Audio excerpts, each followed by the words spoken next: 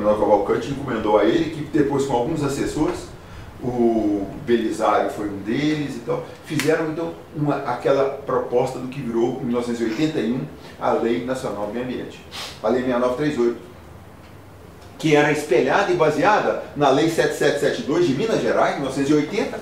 Portanto, Minas Gerais teve uma lei ambiental antes do Brasil ter uma lei ambiental, né?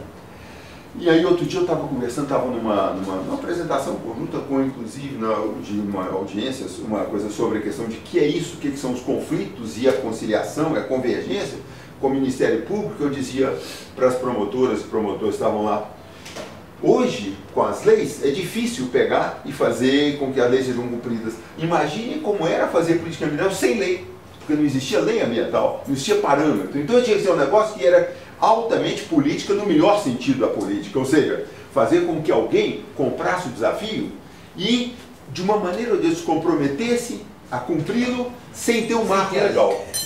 Isso sim, né? Esse é um negócio altamente político, é isso que eu mais gosto. E esse pessoal que fez a Lei 6938 inseriu dois conceitos que eu acho que são espetaculares. O primeiro é a questão do deliberativo, né? Conselho que vai, pega, conversa e não tem poder de deliberar, acaba se esvaziando. Depois da terceira reunião fica chato, ninguém mais vai. Mas se tem deliberações depois, né? Então essa pessoa, eu vou lá porque eu tenho poder, eu tenho importância, eu tenho poder, né? E a segunda é a questão do sistema. O que é o sistêmico, né? Hoje está ficando, tá na moda. Hoje o sistema tem SUS de saúde, tem conferência de esporte, tudo para conferência de participação, está se falando muito nisso.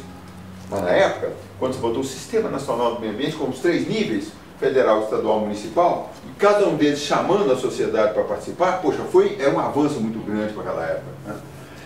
E a própria participação, hoje, quando a gente vê, por exemplo, e agora no caso, a gente está falando para a web, falando para pessoas, falando para coisas que vão ficar mensagens pelo ar, né? É completamente diferente daquela época, onde na década de 70, tinha telex, né? Fax não existia ainda. Quando a gente fala, qual o prazo para a comunicação das pessoas, das licenças, a coisa toda? Fala, não, tem lugar que para a mensagem chegar lá precisa de 20 dias, porque o correio, porque o telex não tem, etc, né? Hoje nós estamos numa realidade que é totalmente diferente. A tecnologia da informação, principalmente, a velocidade da informação, a quantidade e a qualidade da informação mudam totalmente. E aí talvez a grande reflexão desse diálogo. Conceitos que naquela época eram para inserir a questão ambiental e que eram, portanto, modernos, correm o risco de envelhecer com uma velocidade espantosa se a gente não pensar que tem instrumentos tecnológicos hoje que fazem com que a questão possa ser muito mais bem vista, com muito mais rapidez, com muito menos dados, que são muito mais informações. Nessa época, logo que eu estava voltando no Brasil, em 75, eu comecei trabalhando para Radam em Brasil, né? Pô, não tinha GPS naquela época, então para você sobrevoar um lugar, para achar um rio na Amazônia, que não tinha base cartográfica, não tinha nada, gente, a diferença é tão grande em relação a hoje, que você pensa hoje que você fazer uma licença, uma análise ambiental qualquer, ou da própria sustentabilidade, que a gente está destruindo, reconstruindo, etc., mudou completamente o patamar da informação, né? Então, uma porção de exigências tinha que fazer, né?